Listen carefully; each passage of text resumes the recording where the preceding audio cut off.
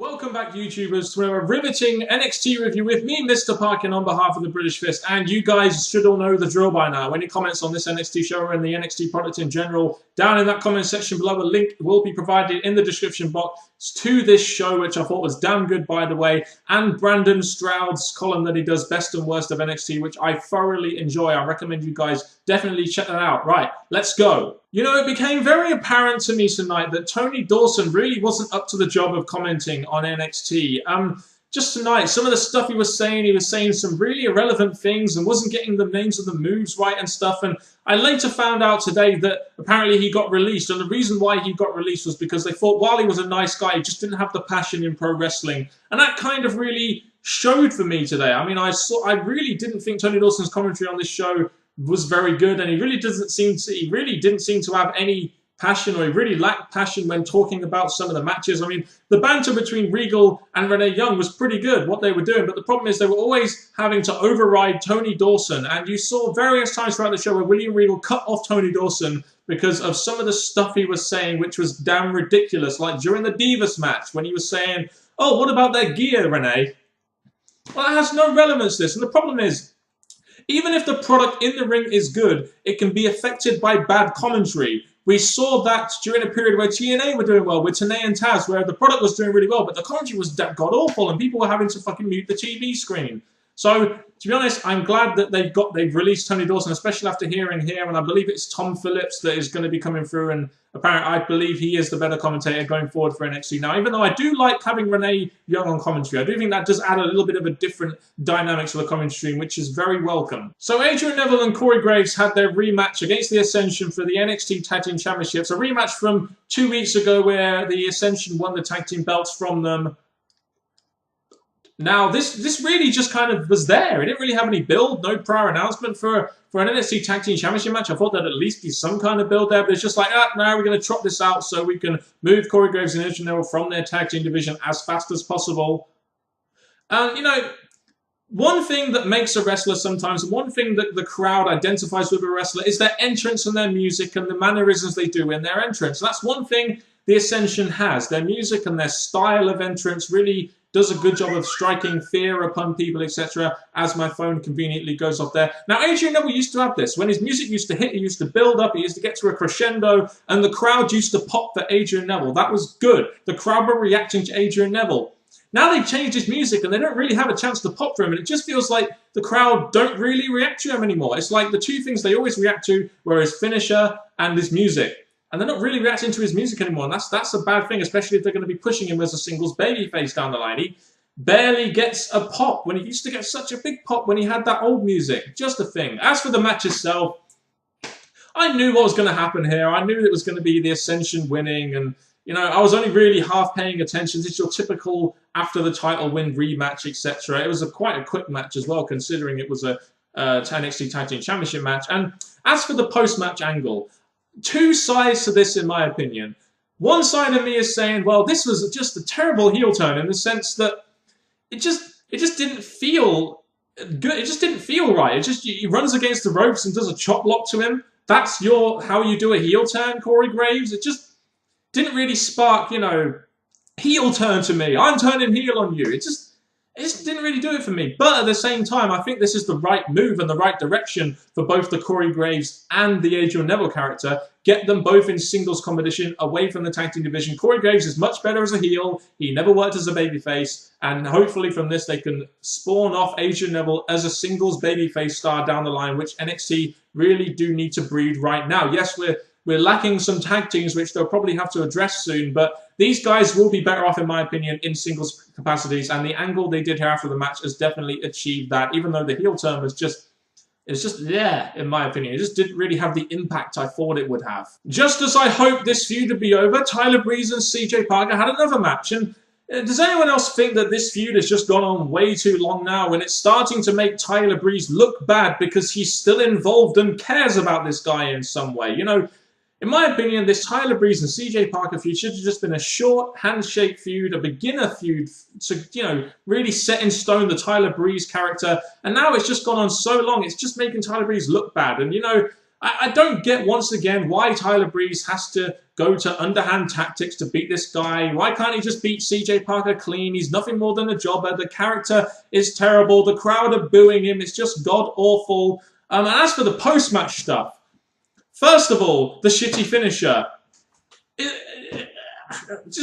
That's not a fucking finisher. I'm sorry, but doing that to someone is not a damn finisher. Secondly, when the babyface does that kind of stuff, generally you expect to get a cheer from the crowd. Oh no! CJ Parker's character is so bad and so disconnected with the crowd that the crowd were booing his ass.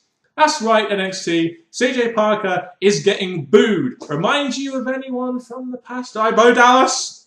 Just saying, NXT, but move Tyler Breeze away from this damn feud. And it looks like this feud is going to fucking continue. Oh my god.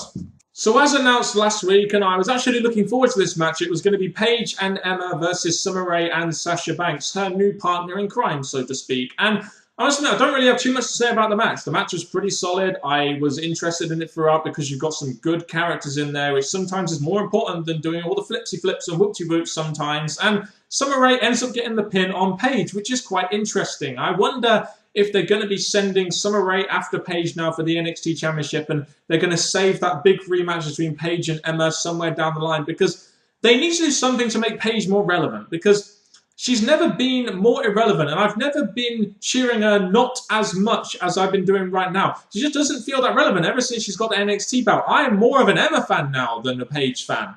I used to be a massive, massive Paige fan and kind of on the fence with Emma. Now I'm a much bigger Emma fan. I just think she has a much better character and it's being showcased much better on NXT. They need to try and do something more to showcase Paige. I think her character is good. I think she could be a good diva in the WWE. I think she is the future of the Divas division, but they need to do a little bit more with her to make her relevant, in my opinion. Hopefully, another feud with Summer Rae will help that happen, and they'll still do the Emma and Paige thing down the line, as they've still been teasing tension between the two. That's what I'm hoping they do anyway. And now it's time for me to talk about what is probably going to be one of the biggest matches this year on NXT. Unless there's going to be a rematch for this one, which it looks like there probably is going to be. Bo Dallas versus Sami Zayn for the NXT Championship. Now, I just want to get this little thought out of the way before I go into analysing and talking about this match. If I were booking, now this is just me fantasy booking here, I'm not saying this should have happened or anything, I'm not saying. If I was booking, I would have used that segment 2 weeks ago where Sami Zayn came out in a mask, etc. for the Bo Dallas Invitational as, you know, whoever he was. I would have used that as a way to give Bo Dallas a way of getting out of the match, saying, oh, you didn't beat me fairly, you were another character, you weren't invited, and further this storyline on some more, because I really feel, and I honestly felt that this has way more legs in it, and I'm hoping that they continue onwards with this down the line, because this feud has way more legs in it, in my opinion. I would have been just as eager to watch this match 3 months down the line as I was now. So if I was booking, I would have made this match probably happen 2 or 3 months from now, probably, with more roadblocks for Sami Zayn. But anyway, that's just my fantasy booking. As for this match, a couple of things I want to say about this. Firstly, the first couple of minutes, Sami Zayn wins pretty quickly. The crowd were pretty stunned. They didn't really react. They didn't cheer or anything. They kind of probably thought to themselves, well, this hasn't gone on long enough. There is some bullshit here. And basically, Bo Dallas had his foot on the rope, and you had JBL come out and restart the match, and it all seemed very pointless, really, to me, because it happened like 6 minutes into the match, and the match went about 16, 17 minutes, and, you know, you just kind of ruined the flow of the match, in my opinion. The crowd didn't even seem to react to the win, but they did continue reacting to this match going forward. I will say this, the crowd was very, very good for this match, and in my opinion, after that, I thought there were way too many kickouts. I really did. I thought it was getting to the point where it just made wrestling look fake by trying to make it more real, you know, that kind of stuff where they kick out way too much. But you could also argue the fact that it was a big match and these kickouts were very necessary in this match, much like the 2 out of 3 falls match between Cesaro and Sami Zayn. And the crowd are really into it. The crowd bought into the near falls. You could see by the way they were reacting. So the crowd there bought into the near falls. That shows that they're portraying the story across quite well and that the babyface underdog could pin the champion. That's a good thing. As for the result, I know some people are going to be a bit pissed off because they probably feel it was Sami Zayn's time, but come on, guys. After JBL restarted the match, you must have known some bullshit was going to... You must have known that Bo Dallas was going to win this match. I did. I knew Sami Zayn wasn't winning the belt here, otherwise it would be a totally clean 20-minute match. That's all I'll say about that. Bo Dallas wins the match after Sami Zayn hits the exposed turnbuckle, kind of similar to the way Bo Dallas beat Big E Langston for the title when he won it a few months back. So Bo Dallas is still the champion, and he beat Sami Zayn here. And, you know, it kind of reminds me of the whole Daniel Bryan thing. You know, I imagine a lot of people are going to be like, oh, Sami Zayn should have won. The crowd were behind him. It was his time. But think of it this way.